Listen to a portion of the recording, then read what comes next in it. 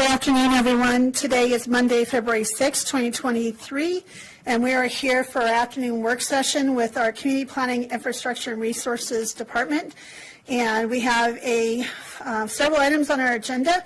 Just want to heads up the public. I will be handing the meeting over to Chair Pro Tem Commissioner Kafalis when I need to step away for testifying on a bill at the State House, State Capitol. So with that, I am Larimer County Commissioner Jody Shag McNally, reside in District 3. I am currently the chair of the Board of County Commissioners. Joining me is my colleague and Chair Pro Tem, Commissioner John Kafalis, who resides in District 1, and also Commissioner Kristen Stevens, who resides in District 2.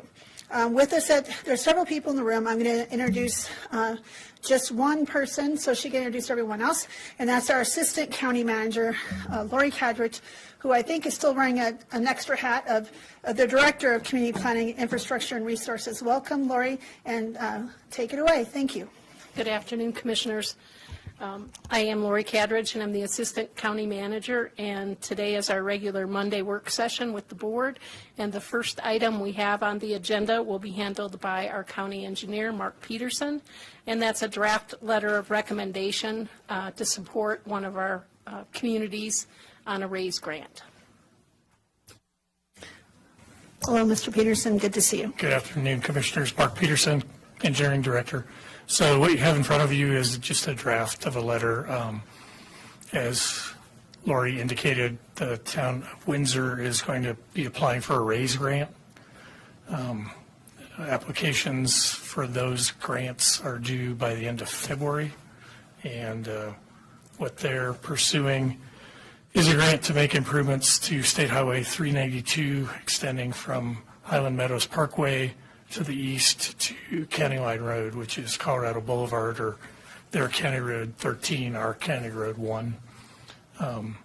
So they would be making improvements to the roadway, widen shoulders, widening the bridge over the Poudre River, actually replacing the bridge over the Poudre River with a structure that would have more hydraulic capacity, as well as a widened bridge to handle additional travel lanes, as well as bike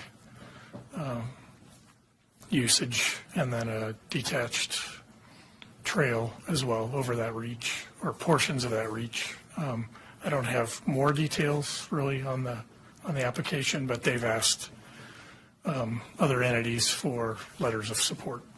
So that's what you have in front of you. I would bring it to you at admin matters on the consent agenda next week if you're willing to sign that. Colleagues, do you have any questions? Commissioner Kafalis.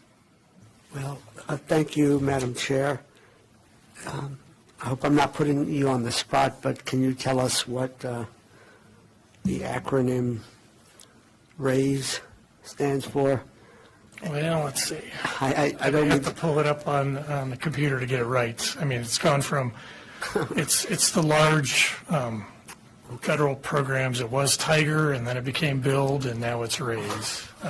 Okay. So there are grant awards up to $25 million available to it. There's a certain number of grants any given applicant can apply for, and there's a cap. I think it's $150 million that any state can receive under the RAISE program.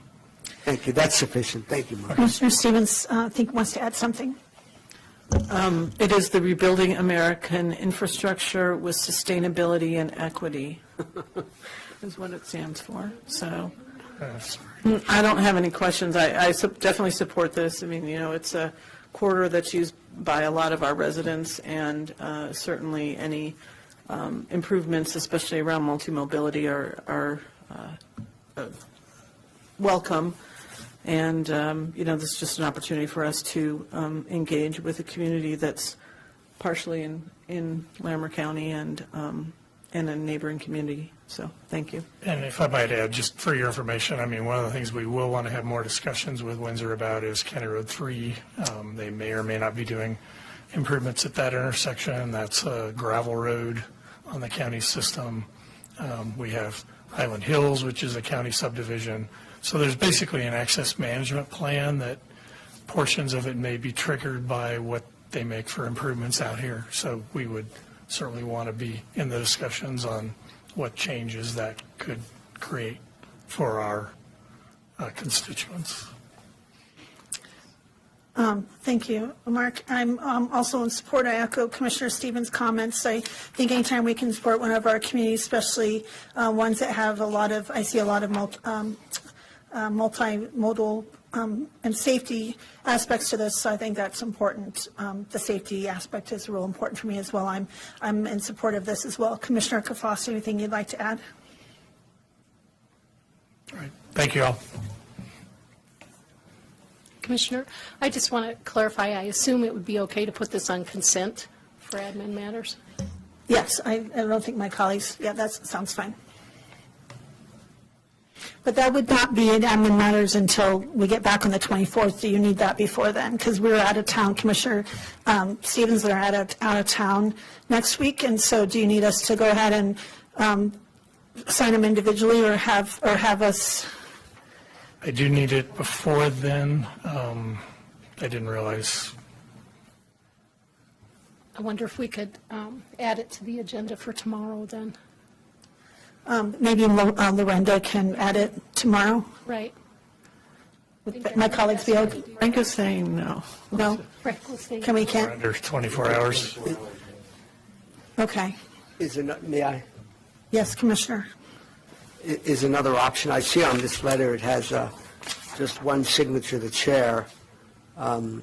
Is it acceptable to have the chair pro tem sign this thing, or does it have to be the chair? They just wanted a letter of support from the organization. I don't think. But we there won't- isn't a meeting. We won't have a meeting for admin matters, so we can't approve it. So, Yes. so should we just go ahead and make that direction? We all signed it individually? Yeah, I can create. And maybe or we can get three. maybe we can go ahead and put chair and chair pro tem so we can have all those titles and have it signed that way? Okay, thanks. Does that work, Mr. Frank? Thanks. Thank you. Okay, Lori, go ahead and, Yes, the second item on the agenda today is an update on the tiny house development.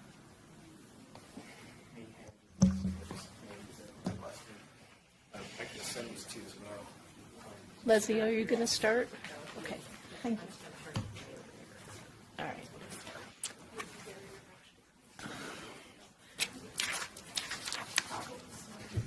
Okay, well, Eric's handing items out. Leslie Ellis, Community Development Director. I'm just going to hand this right off over to Eric because he is the subject matter expert. Okay, and I'm going to just walk out just to check on my timing. I'll be right back. If I don't return, you'll know I'm going to be gone for about 5 minutes. Eric Freed, Chief Building Official. You'd asked, I think, Commissioner Shattuck McNally at a prior meeting for an update on the rules being developed by the Division of Housing for tiny houses. And so I brought this to you today because we had an opportunity with another cancellation. So as you may remember, HB 22-1242, which was a Larimer County initiative to find a legal way for people to occupy tiny houses year-round. Prime sponsor was Fort Collins Representative Kathy Kipp. And when that bill passed last year, it required the Colorado Housing Board to adopt rules by this July 1st, including a standard for tiny houses, and then administrative rules for how to permit those and put state insignia, approval insignia on them, et cetera. It also required the Colorado Housing Board to consider the unique features of tiny homes, because we know they're not like modular or manufactured homes or stick-built homes or RVs. They're kind of their own thing. And it also required that 2 tiny home industry reps and an energy efficiency specialist be added to the Division of Housing's Technical Advisory Committee, the TAC, which I'll just refer to it as the TAC. I know Commissioner Kvalis always wants the acronyms explained, so that's TAC. So it took a while for the TAC to get going. First, they had to take nominations to who the 3 additional members would be and then vet them. The 3 additional members were seated, and the TAC had its first meeting on November 1st and has been meeting about every 2 weeks since then. The most recent meeting was last Tuesday. So that's a tight time schedule because they have to get things done in time. With the schedule to get rules adopted, there's 4 remaining TAC meetings. The deadline to file proposed rules is March 31st. so that they can then notice the rulemaking hearing before the State Housing Board for May 9th so that they can take effect on June 30th. And then the first business day to actually receive tiny home applications will be July 3rd, because July 1st is a Saturday. So they're kind of racing through it as much as possible to get these rules done in time. And I've been to all the meetings. I'm not on the TAC, but I've attended, I think, every meeting as a subject matter expert. And I've met in between with Mo Miskell of the Division of Housing, as well as Sam Albrecht, who's now the new director of the, I think it's the Office of Regulatory Authority, which is the part of the Division of Housing that deals with stick-built homes and modular homes. So some things have already been decided, and there's still 4 meetings, and other things are still very much up in the air. They did agree that the basic code, or the base, well, let me back up and say one thing. There was also a push to have ASTM, which is one of the primary standards writing organizations, adopt a tiny home standard. But that was delayed by internal disagreements, let's say, and politics. And so that subcommittee did not get started until too late. They won't be able to have a standard in place by July 1st. But keep in mind that these rules can be updated as we go along, so the state will have something in place for July 1st. And then if the ASTM standard is developed, which is a broader standard and more in-depth, then in later years that could be adopted as the tiny home standard or some part of that standard. But that won't be in effect by July 1st. So what's been agreed on so far, and the TAC meetings have included the 2 additional members of the tiny home community, as well as other tiny home manufacturers have been welcome to participate. So it's been a good collaborative process with all the stakeholders at the table. The basic code for tiny homes will be the 2018 International Residential Code, which is the same code we're on in Larimer County, except the state is 1 cycle behind. They adopt codes every other 3-year cycle. So, and in the International Residential Code, there's an appendix for tiny houses, which is helpful. But the board members felt that the appendix from the 2021 code had been improved over the 2018 version, so they're kind of dragging in the 2021 tiny house appendix into the 2018 code. And then we were going to make certain changes because, as you may be aware of the discussions we've had, the residential code really doesn't contemplate a permanent house that's built on a trailer chassis and a few other things that are unique to tiny homes. So we're taking that 2018 as the scaffolding and then making some changes to it for the purpose of state standards. Some definitions were added for a built-for-purpose trailer, and the reason for that is that good tiny home manufacturers will use trailers that will support the tiny home, but not everyone's a good tiny home manufacturer. So you could simply buy another vehicle chassis, put a home on it, and it's not really that sturdy or secure long-term. So we're going to make sure that the chassis that are used for tiny homes are developed for that purpose and will carry the weight, which might be 10,000 pounds for a tiny home or something like that. And they're working out the details of how those things would be licensed and have a VIN number, be able to go on the highways, and whether the Department of Transportation would be the one to certify that, or those details are still being worked out. Some of the other alterations to Appendix Q are there's going to be, we think there's a rule that, again, these are advisory, but tiny homes on a temporary foundation may utilize flexible utility connections, allowing the home to move in the future. Right now, they have to be on your typical utility connections, whether that's gas or water or sewer, but tiny homes on a temporary foundation are designed so that they may be there for a year or 2 years or 6 months and then go somewhere else. So it's not saying they have to, but we're going to come up with something where there's a more flexible way to connect those to utilities and they can move. This gets down in the weeds, but there was some discussion between the tiny home manufacturers about, for a tiny home, the sleeping loft typically is where the bed is. You don't put a typical stairway up there because you don't have the headroom. It would take up too much room. So in Appendix Q, there's already some different language for the steps and the landing platform at the top where you sit down and then go up to the loft. But the tiny home people felt that the numbers still didn't work because the tiny home height is so limited to be able to fit under bridges and how big it can be to move down the road. So they're tweaking that at the suggestion of the tiny home people a little bit to make that work better. There was some discussion on bathroom clearances. A typical bathroom in the residential code, a shower has to be a certain size, and then there's clearance between the shower and the toilet next to it, the sink. And in most cases, the tiny home people felt they could meet those requirements. But in some cases, on a really tiny home, or depending on the layout, They're not sure they can get the sink and the toilet and the shower all in there. So the proposal is to allow, in those cases, a kitchen sink, which is usually right outside the bathroom, to be used in lieu of the bathroom sink. In commercial construction, you can't do that because food prep area, you can't even open directly to a bathroom. But this is just someone's house. Did you have a question? Okay. Surprising. I think in most cases there will be a bathroom sink as well as a kitchen sink, but we're just trying to make this as flexible as possible depending on the design. So those things have been pretty much consensed on. I say pretty much because there haven't been any formal votes taken yet in the Technical Advisory Committee, but they're reaching agreement as they go along, and then at the end there'll be a vote, and then it will go to the Board of Housing, which will probably, as I understand, approve them because they typically rely on their Technical Advisory Committee. So still under discussion, though, is energy efficiency requirements.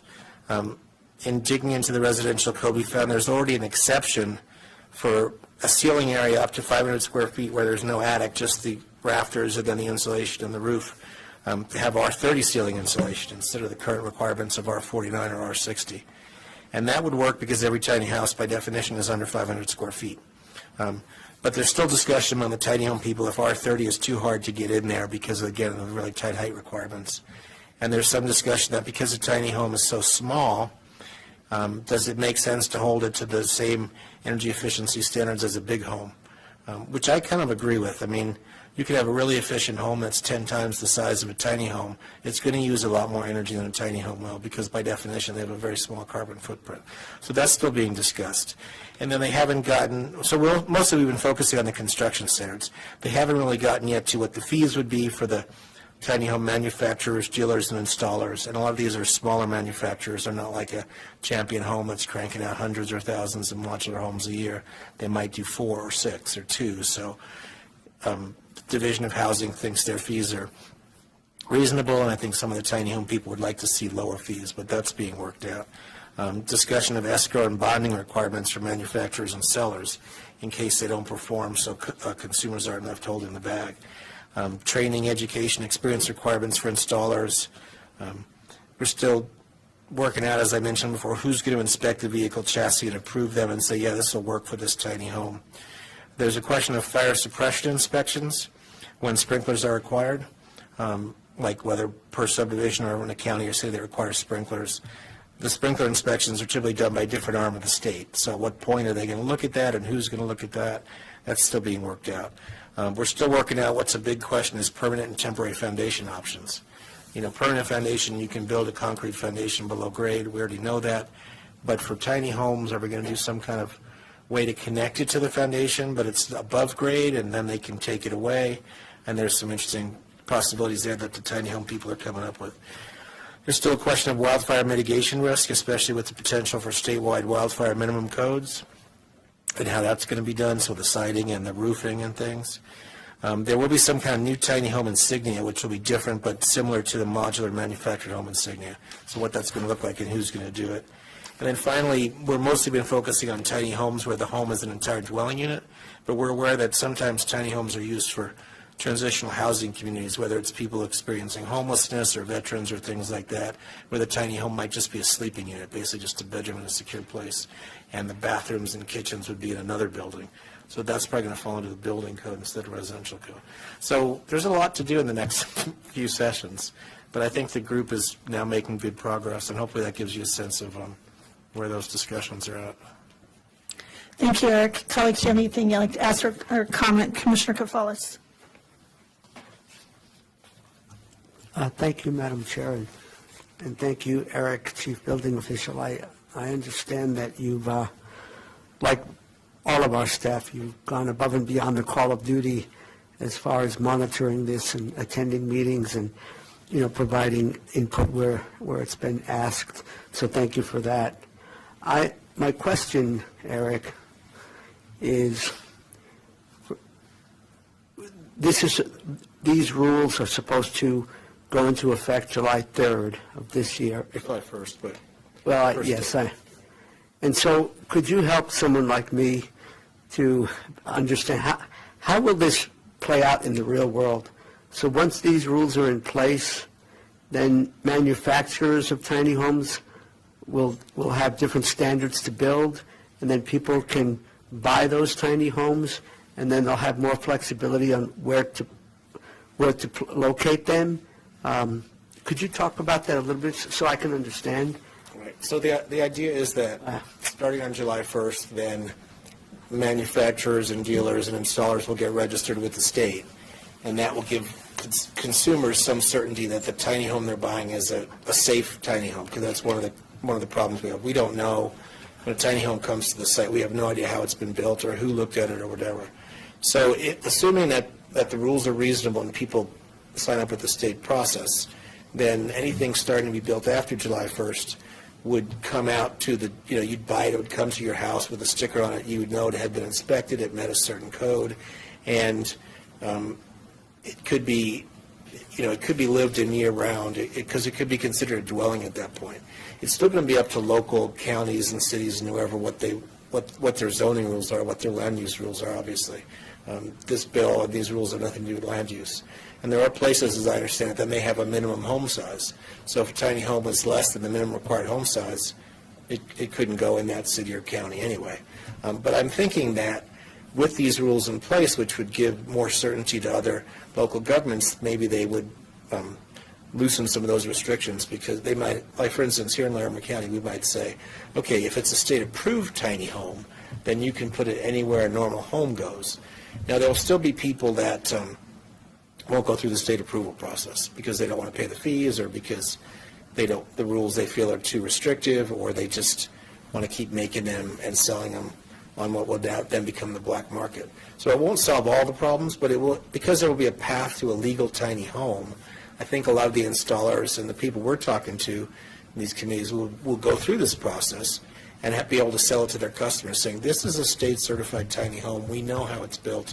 We know it's safe, and it will probably be accepted by your local jurisdiction. Thank you, that's helpful. I know that tiny homes are called out in our comprehensive plan, diversity of housing options and all of that. Leslie, could you remind us, are there specific references in our land use code, and/or will we need to adjust anything? There are. We added a definition to make way for this, knowing that this was coming, so we should be poised and ready for this to be implemented in Larimer County. Okay, great, thank you. Let me add one thing too. The ASTM committee that was slow to get started, they're also looking at standards for tiny home communities, which is up to the board, but maybe a tiny home community should be looked at as a different thing than an RV park or a mobile home park, and maybe there are other appropriate standards. And it might be useful for veterans or people experiencing homelessness or something, but that would be up to you, what you want to do about that. And that's a good point, Eric. And some of the work that we're doing with our consultants on the housing project, I think could accomplish what Eric just mentioned about tiny home communities. Commissioner Stevens. Yeah, so when I went to Austin with the city a few years ago, we saw tiny homes that were being built with 3D printers. Is that something that's been contemplated, and is that something? They're pretty cool because you can make them in a very short amount of time. That hasn't come up, but I would not be surprised. The building code in the last incarnation started talking about 3D printed homes, and we've never seen one of those around here, but I suppose the whole thing would have to be certified by an engineer, because I don't even know how you inspect something like that or what the standards are. I don't, it was pretty novel, I think, doing it at the time. This was about maybe 4 years ago, roughly.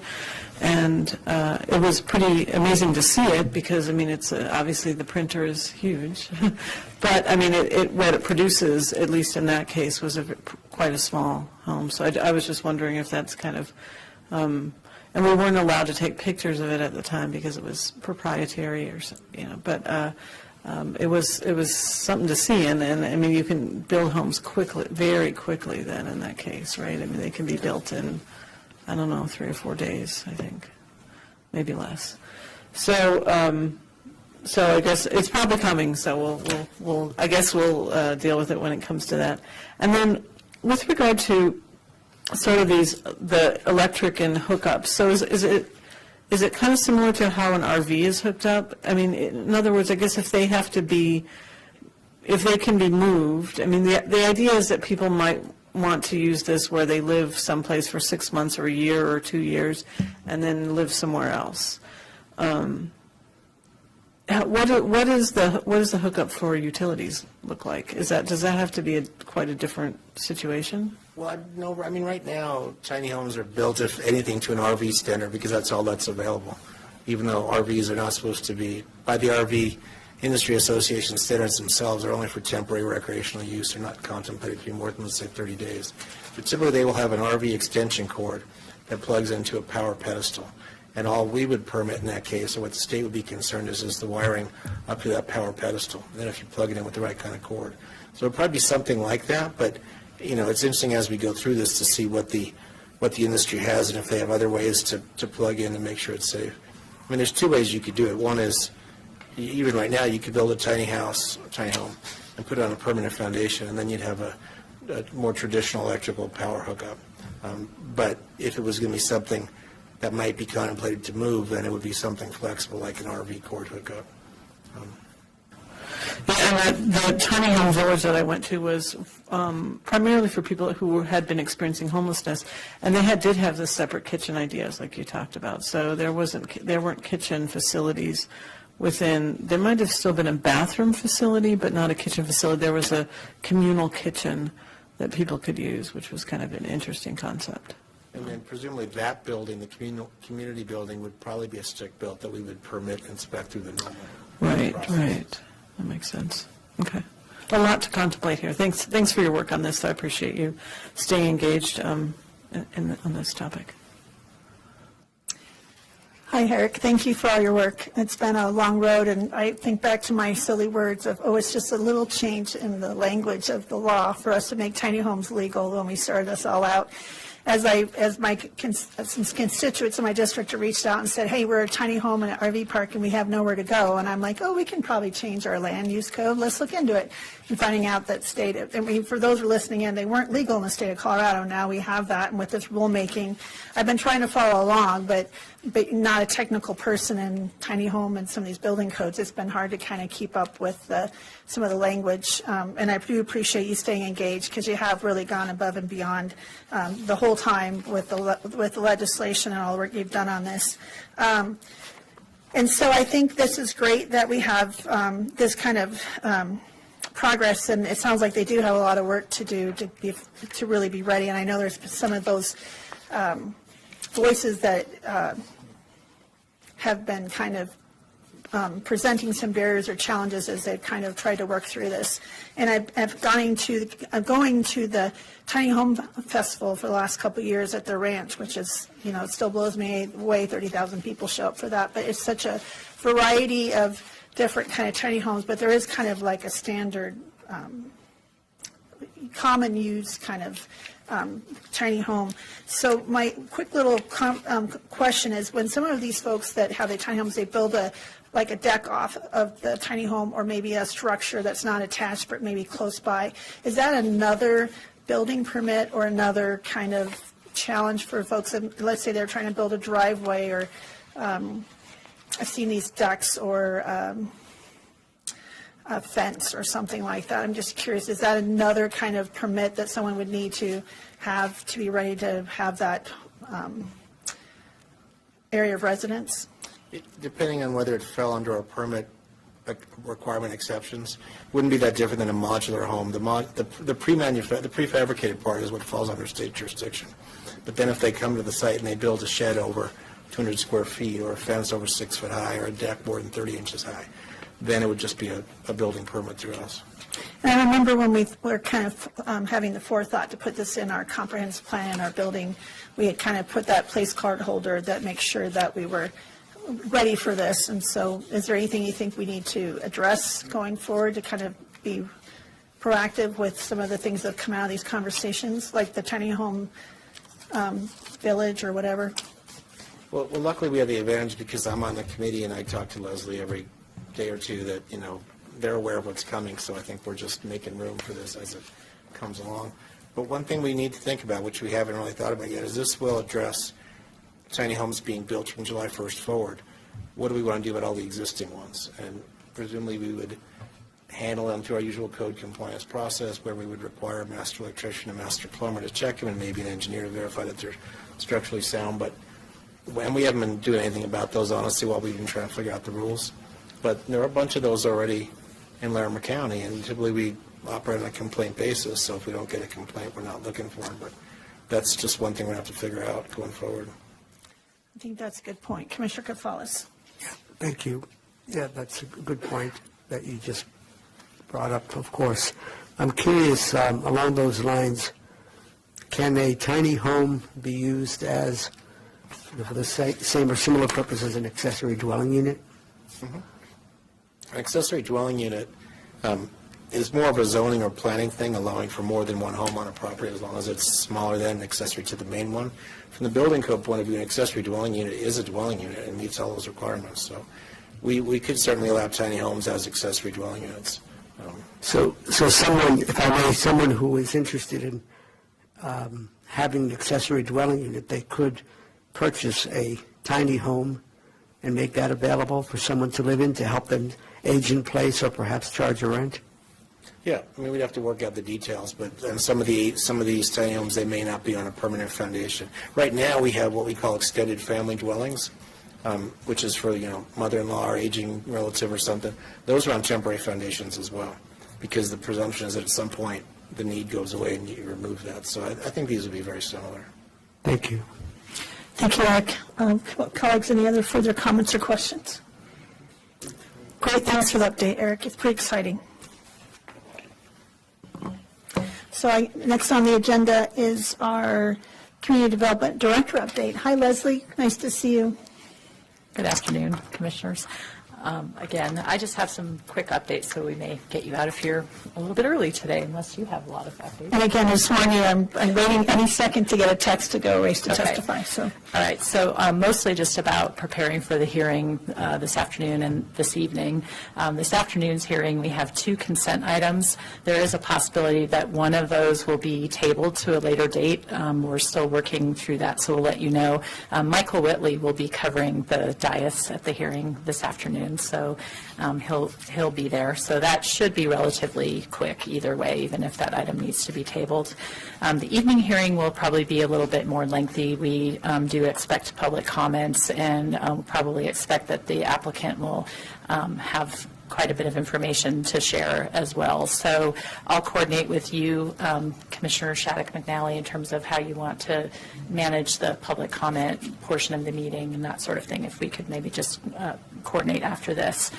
And then we do have a work session on Wednesday evening.